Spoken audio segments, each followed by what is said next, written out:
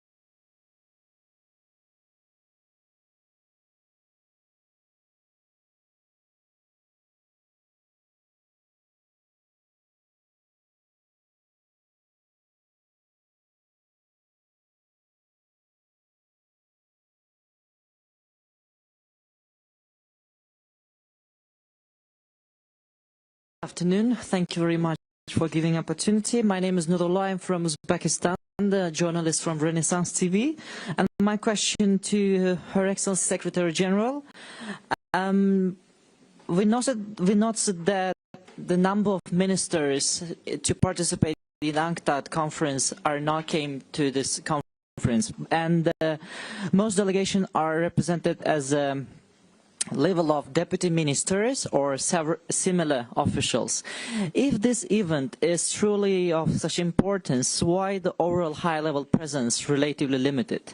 Are there any plans to make participation at the ministerial level mandatory for the future sessions by the UNCTAD? For example, from my government also there is a deputy minister. Minister is not here. Do you have any pressures or suggestions to the governments to be part in this program?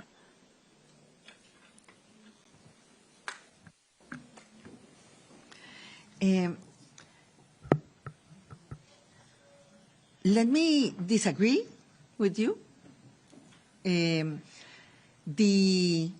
We have around 100 delegations that are coming from capitals. There are many reasons why, I was minister in my government, I was vice president in my government. Many times I wanted to travel and I couldn't because national problems are more important when you are a minister than international ones. And what we have, we did have confirmations for around 60 ministers and 40 vice ministers, and the different issues that were obstacles for the ministers to come were conveyed to us in a very frank manner by the ministers. So now I think that we had like 43 ministers and around 50 something delegations, vice ministers from capitals. So I on the contrary, I see the effort of the countries to be here. Because even if the minister was unable to come, they were kind enough to say, no, it has to go somebody that represents the government, not an ambassador that they could have done that, but at least the vice minister. And we are very grateful to the countries for making that effort. And the high-level conversations that we have had in the panels, in the conference, the rooms have been full, the discussions have been substantive, and we believe the outcome document that is being negotiated will be an important landmark to go for the next 4 years. So I would tell you again, I am grateful to the countries for their commitment and for being here in very difficult times. I won't go country by country, but I can tell you that I know that many of them are right now called for negotiations on tariffs or on trade, and obviously they have to attend the priorities of their countries. So they have been very kind to be in touch, to be engaged, and we only have a grateful attitude towards all of them. Yes, if I may add, I just wanted to convey again a clear message from the Spanish government of support for Rebecca's leadership and for the work that UNTAC is doing.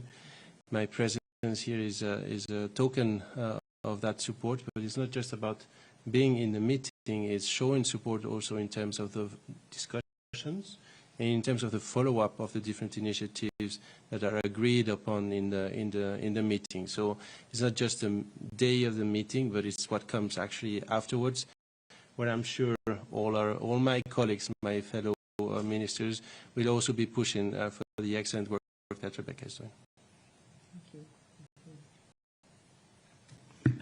Yes, please, from the back of the room, identify, and we can take the question.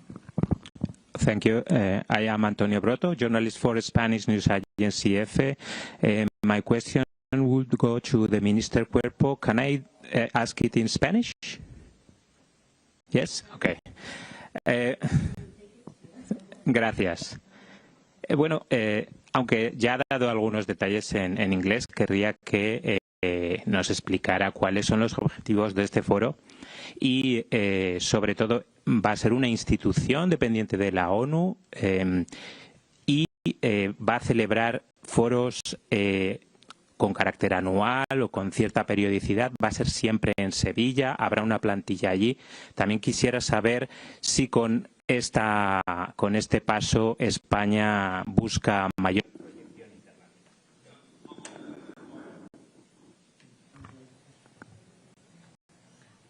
I will let the minister en inglés o en español, lo que prefiera, ministro. Sí, respondo en español. Bueno, como hemos dicho anteriormente, este foro de Sevilla es un paso importante que ya pone en marcha una de las iniciativas que habíamos acordado en la conferencia de Sevilla en el mes de julio. Estamos estableciendo un marco para el diálogo en el ámbito de la deuda y su impacto para los países más vulnerables. Un marco en el cual todos los actores principales puedan hablar y buscar soluciones desde países deudores a países acreedores, pero también la academia, la sociedad civil, de tal forma que con la ayuda de un secretariado permanente allí en Sevilla, con la ayuda también y la colaboración de Naciones Unidas, de UNTAC, podamos ofrecer ese marco que capacite al foro, como hemos dicho, por ejemplo, para tareas tan importantes como desarrollar una serie de principios responsables de endeudamiento que puedan ayudar a ir poco a poco mejorando esta situación tan dramática que ha señalado la Secretaria General. Por lo tanto, lo que prevemos es que se establezca físicamente ya en el primer trimestre del año 2026 en Sevilla, como hemos dicho, con la idea de tener por lo menos una gran conferencia al año en la cual podamos ir destacando estos resultados. Yo soy ambicioso y yo sé que Rebeca también, y aquí lo lanzo, no lo hemos terminado de discutir, pero a mí me gustaría que los primeros resultados entregables de este foro pudieran darse de cara al primer aniversario de la conferencia de Sevilla, es decir, para julio del año que viene. Disculpe, ¿alguna reflexión sobre la proyección internacional de España gracias a este foro? Sí, perdón. Bueno, lo que tenemos nosotros, o el mensaje esencial es el que he dado también anteriormente, es el respaldo de España a la agenda y al sistema multilateral y, en este caso, el respaldo decidido a la agenda de financiación al desarrollo. Somos conscientes de que ahora más que nunca países como España tienen que dar un paso adelante, y la importancia de actos como el de hoy y de iniciativas como la del Foro de Sevilla no tiene que ver con España, sino con el sistema multilateral y el hecho de que nosotros queremos mandar ese mensaje claro de apoyo, de refuerzo, y lo hacemos no solo con un discurso o con la presencia en una reunión, sino yendo un paso más adelante y, en este caso, poniéndonos a disposición de Naciones Unidas para la creación de este importante foro.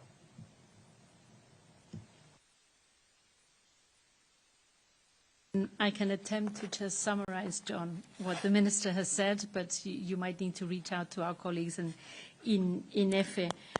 The Minister has expressed first the explanation of what the platform is. It's an important initiative and one of the first breakthrough deliverables from FFT4. It's a forum of dialogue on debt where all can participate, borrowers, lenders, experts, and it will have a permanent secretariat in Seville, Spain, to develop key deliverables such as the principles for responsible borrowing and lending. It is hoped that it will begin its work in the first quarter of 2026 in Seville.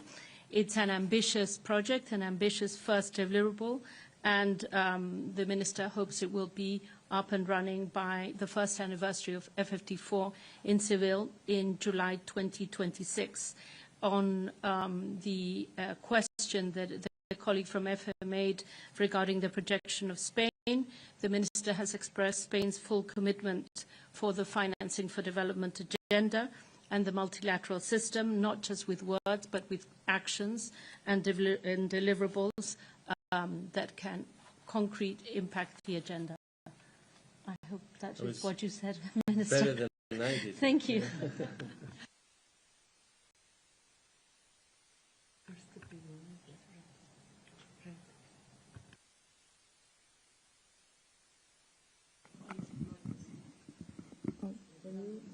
Michelle Angren for Geneva Solutions. Sorry. Thank you very much for the briefing. My question was regarding to the Secretary-General. Do you see this as a sign that countries who have historically reticent to the idea of having a global mechanism to handle debt restructuring, would that be something that you see sort of more possible in being one of the ideas that could come out of this forum? Yeah, that's my question. Thanks.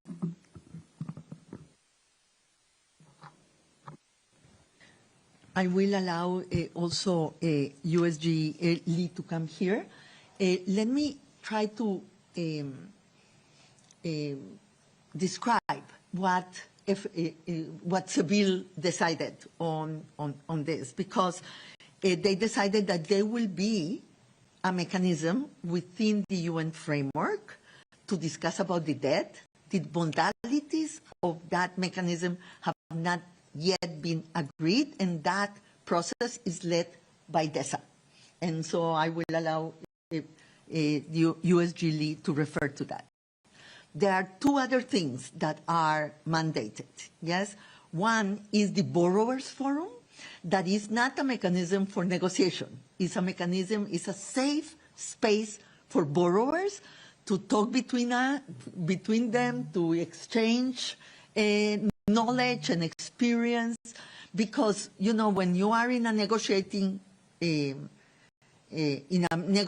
space, whatever you say is part of the negotiation, yes? And many times they don't talk to each other on what they have learned from the negotiations, what has been the experience, what worked hasn't worked, and the knowledge is lost.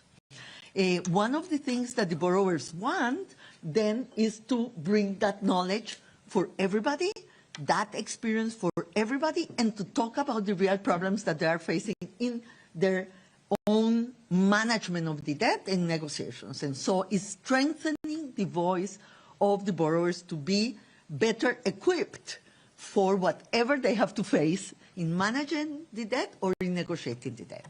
So that is the Borrowers Forum. And the third part has been the working group on a responsible lending and borrowing.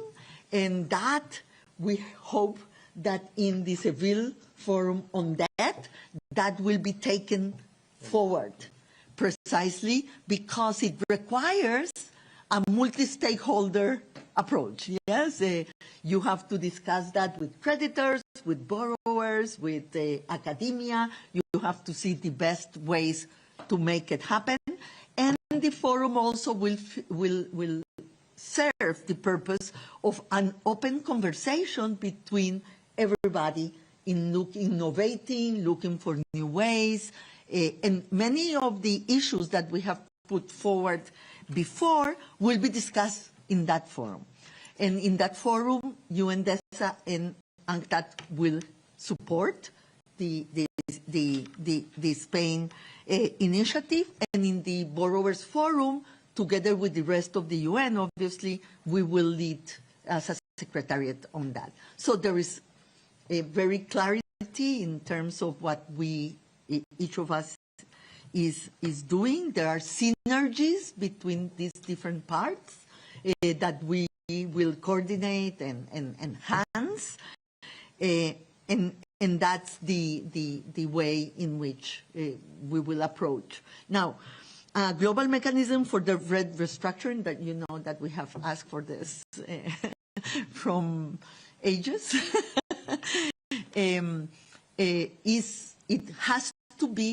it cannot be decided by us. Yes, it will have to be decided in the proper spaces of negotiation. But I think that the intergovernmental process in the UN that will be led by DESA will be a very important part of that process. But USG Lee, please. Thank you, Madam Secretary-General. Just a supplementary remarks. It is very true. Under this Compromiso de Sevilla, leaders endorsed 3 main tracks to address the debt challenges. Number 1, borrowers forum or borrowers platform by borrowers, mainly from developing countries, to exchange, to engage among themselves, then to strengthen their voices in the process, either with the IFIs or with other financial institutions. Second, it's about this working group on the responsible lending and borrowing principles. Now, today, we are going to launch this Seville Forum on debt, which actually will first and foremost focused on these principles. And third one, as Madam Secretary-General mentioned it, we are going to launch this intergovernmental process within the United Nations. The member states are going to develop and discuss and decide the modalities resolution, how we can operationalize the third stage. All those 3 tracks would interlink with each other, complement to each other, and reinforce each other. Thank you. Thank you very much. I think we will take 2 further questions here. I think our Reuters colleague, and then at the back, one of the speakers has to travel in just an hour, so would I appreciate that you keep the questions clear and short and identify yourself. Thank you. Good afternoon. Thank you very much, everybody, for this briefing. Olivia Lepoidovert from Reuters. 2 questions, if I may. The first is, Can you outline what challenges you may face in bringing all countries along in supporting this initiative, particularly those who have shown resistance in the past to discussions about debt restructuring? And just also particularly keen to touch on this complex geopolitical environment in which you're launching this initiative. I mean, what impact will that have in terms of this climate of development cuts and attentions being elsewhere, particularly on defence spending, in trying to really drive this initiative home? Thank you.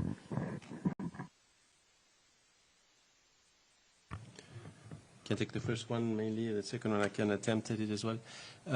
So the idea with the forum is that it's really an open space for discussion, and that we are out of the usual straitjacket of institutions which have to do with difficult restructuring processes or others. So here it's really a way for us to think a bit outside of the box, and all together, not just creditors and debtors, but academia, civil society and others, and of course with the help of the UN system, we can actually push this discussion further.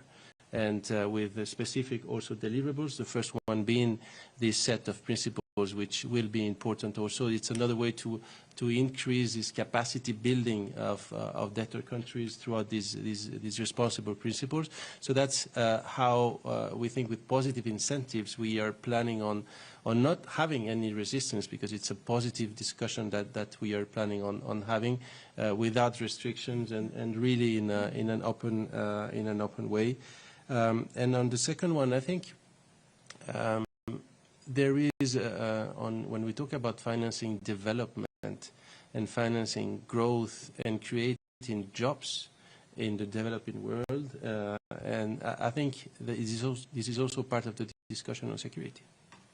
To be completely honest, this financing for development is part of the discussion on peace and the discussion on security throughout the whole world, including, for example, the impact of forced migration. So there is a huge impact that we can have on security and peace through financing for development. That's another key area where Spain also wants to lead.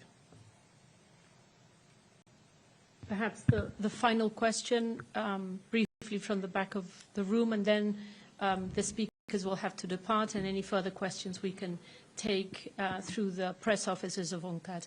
Please. Thank you very much.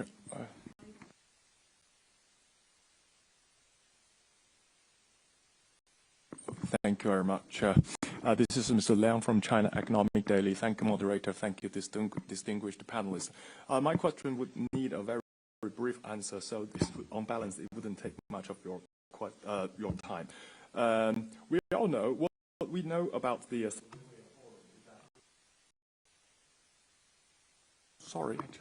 So what we know about the Seville Debt Forum is that it is a perfect platform for dialogue, for conversation. But what is not clear as of yet is what kind of dialogue, what kind of interaction between lender country and borrower country are expected to take place. So my question is this forum going to encourage and accommodate all kinds of dialogue that works to the effect of reducing that burden, or is there some dialogue which might better take place in a unilateral way that you, in capacity as the forum, say you'd better do it bilaterally? For example, bilateral debt exemption, debt waivering, this kind of thing. Are they going to be also encouraged by this forum? And if so, do you have a fear that this perfectly designed multilateral platform could be misused intentionally or unintentionally as a vehicle for a bilateral race to the bottom, maybe not to the bottom, where every country are taking place, where every dialogue taking place in this bilateral manner? Thank you.